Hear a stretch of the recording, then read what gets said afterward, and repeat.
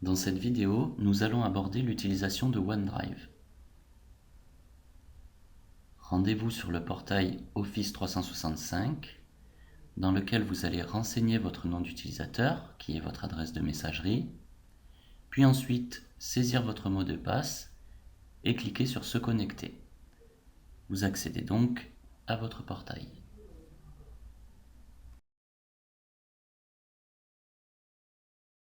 Nous allons maintenant voir la procédure de création, partage et modification d'un document par un interlocuteur. Cliquez sur OneDrive. Voici votre stockage. Cliquez sur Nouveau pour créer un document avec la suite Office Online ou créer un dossier pour organiser vos documents. Je vais ici créer un document Word.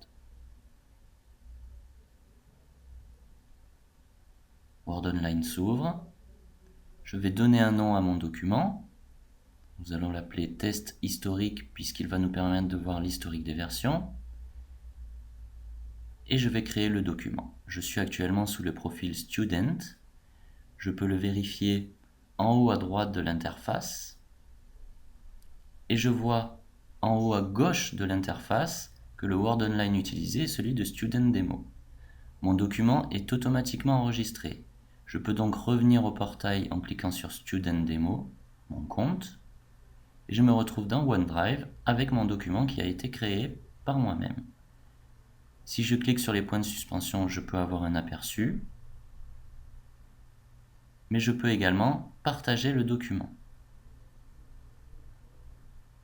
Lorsque je clique sur Partage, je choisis avec quelle personne je le partage, en cherchant dans le carnet d'adresse ou en renseignant un email complet, et je mets un message pour mon interlocuteur. Je peux également choisir si mon interlocuteur pourra modifier ou seulement afficher le document. Nous allons laisser des droits de modification. Je clique sur Partager. Je vois que le document est bien partagé.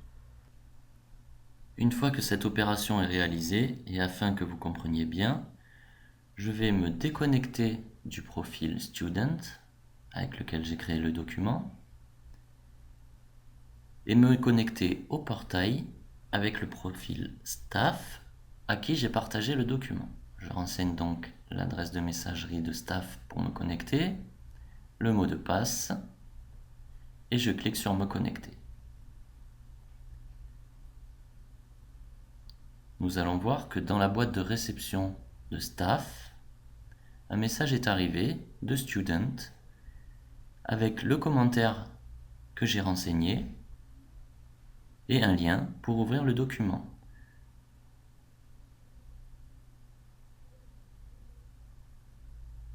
Word Online s'ouvre et je peux consulter le document.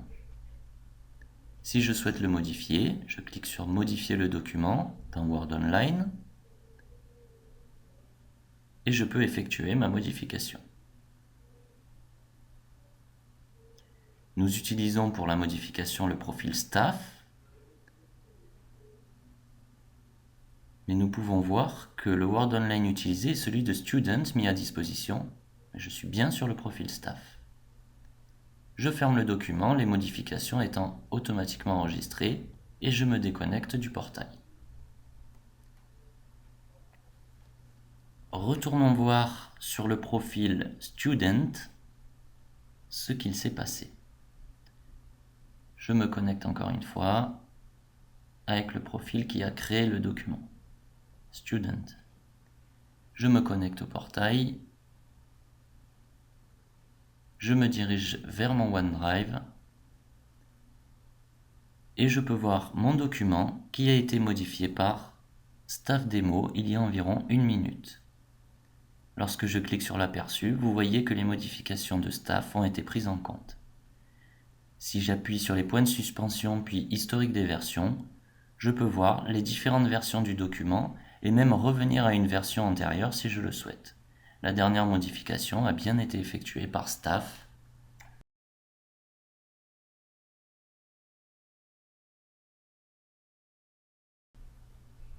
Regardons maintenant la méthode pour déposer des fichiers dans notre OneDrive. La première méthode est de cliquer sur le bouton Télécharger.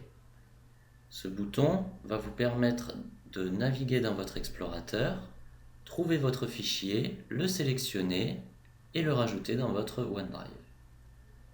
Il est également possible d'ouvrir un dossier et de cliquer sur un document et le glisser directement dans votre dossier OneDrive. Vous voyez que document 1 et document 2 sont bien arrivés tous les deux. Si le poste que vous utilisez est un poste personnel et non public, vous pouvez également utiliser la synchronisation locale. Il faut d'abord installer une application en passant par les paramètres Office 365, en allant dans Logiciels, puis en cliquant sur OneDrive. Vous allez accéder à l'application nécessaire pour la synchronisation locale. Il vous suffit de choisir la bonne version correspondant à votre poste et de cliquer sur Installer. Une fois l'installation effectuée, je vais passer cette étape. Il vous suffit de revenir à votre OneDrive, puis de cliquer sur Synchroniser. Cliquez sur Synchroniser maintenant. L'application va générer un lien qui va permettre de paramétrer automatiquement l'application que vous venez d'installer. Cliquez de nouveau sur Synchroniser maintenant. Patientez. Un dossier va être créé sur votre poste local que je vais afficher en cliquant sur ce bouton. L'explorateur s'ouvre. Vous voyez que j'ai dorénavant un dossier OneDrive Montpellier Business School avec tous les documents qui sont contenus dans mon OneDrive. Je peux ainsi, si je le souhaite, explorer mon disque dans le bureau, dossier MBS. Je vais aller chercher un document nommé document test 3, le copier et le coller dans mon dossier OneDrive. Je n'ai plus qu'à attendre que la synchronisation soit effective. Je peux rafraîchir en cliquant sur OneDrive et je retrouve mon document. OneDrive vous offre aussi la possibilité de créer un lien d'accès au fichier. Pour cela, sélectionnez un document en le cochant, cliquez sur les points de suspension, puis cliquez sur Partager. Dans Partager, vous pouvez obtenir un lien. Soit un lien d'affichage, la personne pourra simplement consulter le document, ou un lien de modification. Nous allons faire un lien de modification. Je vais donc cliquer sur Créer un lien, faire une copie de ce lien hypertexte. J'ai ensuite la possibilité d'aller dans Outlook, puis de créer un message dans lequel je vais fournir à mes interlocuteurs le lien vers le document pour la modification. Je définis des interlocuteurs, je mets un objet et je mets un petit texte explicatif.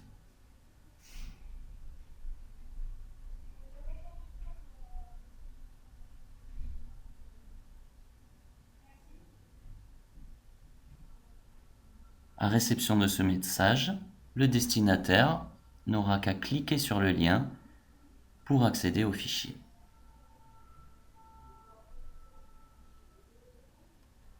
Dans la dernière partie, nous allons voir les options disponibles avec OneDrive. Lorsque je sélectionne un document, je clique sur les points de suspension. Je peux, encore une fois, en cliquant sur les points de suspension, accéder aux différentes options autour d'un document. Je peux afficher ou modifier les propriétés, afficher le document dans un navigateur ou le modifier avec Word Online, extraire le document qui va me permettre de verrouiller les modifications si j'ai fait des partages sur un document. Je serai donc le seul à pouvoir le modifier et une fois que j'aurai terminé ces modifications, je pourrai faire l'opération inverse qui s'appelle archiver et ainsi remettre les partages en fonctionnement. Historique des versions va me permettre, comme nous l'avons vu précédemment, de consulter qui a modifié le document et à quel moment. Télécharger une copie pour enregistrer une copie du document sur mon poste local.